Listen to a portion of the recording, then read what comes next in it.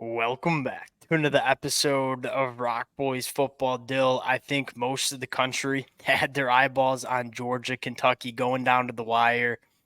Not the boys. The boys had New Mexico, Auburn on, taking a look at, what it looked like for Hank Brown getting his first career start for this Auburn program. Dill, we talked about this storyline a lot. I think we were both fired up about, what Hank Brown could be for this Auburn offense after we saw him in the bowl game last year. Kind of a weird game. New Mexico's offense throws you a lot of junk at you. Devin Dampier might be one of the more fun quarterbacks to watch in the country. That being said, let's focus on what we saw from Hank Brown now before we get into it. As always, to the Auburn fans, we'd love to hear how you guys, particularly on the offensive side of the football. I think we got to talk about the defense in probably a separate conversation. But how did Hank Brown look? What does this Auburn offense look like, and how excited are we about Hank Brown? Again, if y'all do enjoy the content, consider subscribing to the channel. Dill, I'll give you the T-box here. Hank Brown making his first career start. How we feeling? I mean, he kept them out of negative situations. I feel like that's been something for as much as like Peyton Thorne kind of comes in as the veteran guy, keep that team on schedule, all those things you really wish he would do. He really hadn't really done that, and especially not this year. I felt like he constantly was taking sacks, throwing bad interceptions, not making the plays he's supposed to make. So again, I think what Hank Brown did, he just kind of came in and steadied the ship, for lack of better terms. And I think he kept that Auburn team on schedule. He kept them out of bad spots. That was kind of what stuck out to me. I mean, it wasn't like he was asked to make a ton of plays today, but he operated that offense really, really efficiently. And that's just something Peyton Thorne wasn't doing. That was the two takeaways I had. Like, you go back to Peyton Thorne, what we saw from him not only in 2023, but again, Cal Week 2.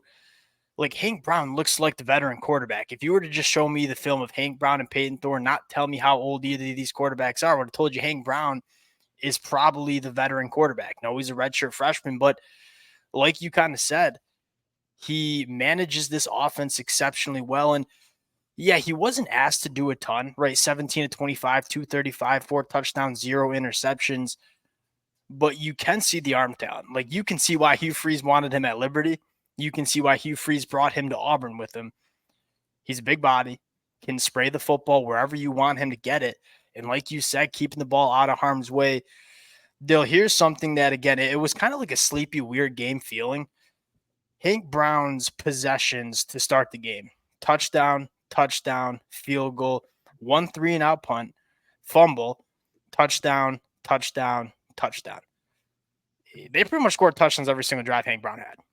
Yeah, and that's what you wanted to see. And obviously, a lot of it had to do with Jarquez Hunter. I mean, he needs to be such a staple of this offense. Again, I feel like they got away from him a little bit, but frankly, that had a lot to do with Peyton Thorne not keeping them on schedule. So, again, when they can operate this offense a little bit more efficiently, allow Hunter to be that bell cow and be a focal point of what they're doing, I think they're much more dangerous because I still think Jarquez Hunter, I mean, it's him or Coleman, but he's probably the most explosive player on this team right now. Obviously, Hank Brown didn't have Coleman at his disposal today, so it'll be interesting to see when he gets him back because Coleman obviously adds a new element into this Auburn team that just didn't exist last year. So I'll be certainly excited to see kind of as he gets his full repertoire of weapons, they start to give him a little bit or put a little bit more on his shoulders what he can be. Because as I kind of said today, I mean, he showed that he can manage a football game at a really high level, I think. Sorry, but I didn't. What we're going to say is he has more in the tank to kind of unleash on this team. 100% agree with that. Like, we've seen Hank Brown. You saw it tonight, but you also go back to the bowl game. Like, you see the arm talent. Like, this kid, there's not many throws this kid can't make. What I kind of appreciated from this game is, like, okay, you have a redshirt freshman making his first career start. Hugh Freeze said coming into this week, we are going to simplify the offense. I'm a fan of it. Like, I think there was a focal point on, all right, one, let's just stay on schedule, but more importantly, let's get the football to our playmakers in space and get the football into their hands. Jarquez Hunter was a featured back. That's how it should look like every single game that Auburn plays on offense. And so it's kind of weird because it's like, all right, Hugh Freeze is going to have a redshirt freshman. He's going to be focused or forced to kind of simplify the playbook a little bit. I think that makes Hugh Freeze a little bit better of a play caller. Another thing I want to get to is talk about the offensive line. couple changes that were made. Percy Lewis getting the start at left, Dylan Wade going to right tackle. Look, New Mexico, I know, is not going to challenge you a ton up front on the defensive line. That being said, they averaged over 8 yards per carry. I don't think, took a single sack in this football game. Do we find our new starting five for this Auburn offensive line here? Yeah, and you gotta hope they figure that out because obviously, I mean, we give Peyton, or I think Peyton Thorne takes a fair amount of heat as he probably deserves. But Yep. certainly in that Cal game, yeah, I think you're right. The offensive line really did him no favors today. I thought the offensive line was really, really solid. Again, this isn't necessarily the test I'll be looking for, but you gotta hope they find that group of five, and that's just what they do because you can't be shuffling the deck. You've seen other teams currently who are in the similar situation. Alabama, obviously, trying to figure out what they can do with Caden Proctor down and some other teams that, yeah, kind of Oregon, let's say. I think Oklahoma is a really good example too. Like, I think Auburn wants to make sure they have their starting five, and I am kind of happy that all right, Hugh Freeze made a change at the quarterback spot, but I'm also happy that he also looked at the rest of the offense and say, we got a lot to improve from that Cal game, and he went out and addressed it, right? There was a much more emphasis on getting Jarquez Hunter involved in the play calling, and then we went and addressed the offensive line as well. Dill, here's the most important question that we have coming out of this game, and I don't know if we answered it, and I would love to hear from the Auburn fans too. We talked about why it was important, and you weren't on this one, but this is the conversation that we had. Why was it so important for Hugh Freeze to go with Hank Brown instead of Peyton Thorne?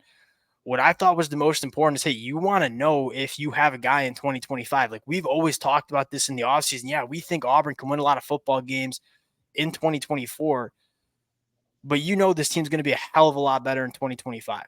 And so I think one of the reasons to bench Peyton Thorne, throw out a guy like Hank Brown, is to figure out if he's the guy that can win you a lot of football games in 2025. I'll ask you this question. When Peyton Thorne isn't obviously going to win them any games at a particularly high level. Oh, yeah. Like, is it Hank Brown or Peyton Thorne? Who puts you in a better spot to win? I don't even know if it's Peyton Thorne at this point. So that's certainly a question that's worth asking. But I think the more important question for a lot of Auburn fans, and especially Hugh Freeze, from what you saw from Hank Brown today, 17 to 25, 235, 4 touchdowns, 0 interceptions, didn't take a sack. Do you think this Auburn team can win at the highest level in the SEC with Hank Brown at quarterback in 2025? I mean, honestly, I don't think I'm totally ready to say that now. Agreed. Me neither. A lot more because, again, I mean, we are taught like that was New Mexico at the end of the day. I think we got to see more from the defense, frankly. And as you kind of mentioned on the outset, we'll get into that later in the week. But yeah, I think they probably need more difference makers, especially in that interior defensive line. They need to play better in the secondary. That's obviously been 2 straight games that I don't think they've been good enough. But on the offense side of the ball, I mean, they do have the talent now around. Oh, the pieces are coming. I think what I'm more getting at is, the defense is going to get addressed. Like, we know Hugh Freeze is going to be active in the transfer portal in the winter.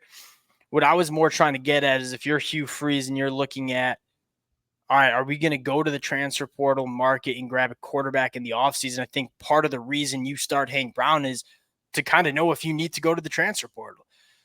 I don't think Hank Brown could have done anything to make me answer that question. Like, he could have gone for 500 yards and 7 touchdowns. I probably wouldn't say it because at the end of the day, it is New Mexico. You saw some bright spots. I think this was the game that made a lot of sense to throw Hank Brown into the fire because you knew he would probably have some success. You'll get a bigger test against Arkansas next week, and obviously you're going to ramp it up as you play some better teams in the SEC. Dill, I think it was a Hank Brown passed the test, right? This was the first test. We're going to get a lot more tests throughout the season. Well, I think he answered the question that it's not particularly close with him and Peyton Thorne. I mean, Peyton Thorne, again, from what we've seen these past or the 2 starting games, that's not close to being good enough at the SEC. I think, again, Auburn fans, I know we certainly felt like, well, he didn't have an offseason last year. He didn't have the weapons. Now he's got all that. I mean, he's still making like rookie mistakes at the end of the day. And this team in bad spots. Hank Brown just didn't do that today. So. I think you probably made the best point of the night to start this one off, and that is, didn't turn the football over, didn't take sacks. That's the biggest problem with Peyton Thorne. Like, you can start a drive, but if you're taking a 10-yard sack, if you're turning the football over, it's hard to find a rhythm and win football games. Again, I get it's New Mexico. My biggest takeaway is Hank Brown didn't do that. Like, again, if you showed me the film of these 2 quarterbacks and said, I'm not going to tell you which one is the redshirt senior and which one is the redshirt freshman, I'd probably tell you Hank Brown's the redshirt senior off of how he managed this offense. We'll close it down here. What do we got, Dill? It's about midnight, 11:30 Eastern time. Appreciate the Auburn fans staying up late, watching the boys, listening to the boys. Appreciate you guys. If y'all do enjoy the content, consider subscribing to the channel, and we'll talk to y'all later.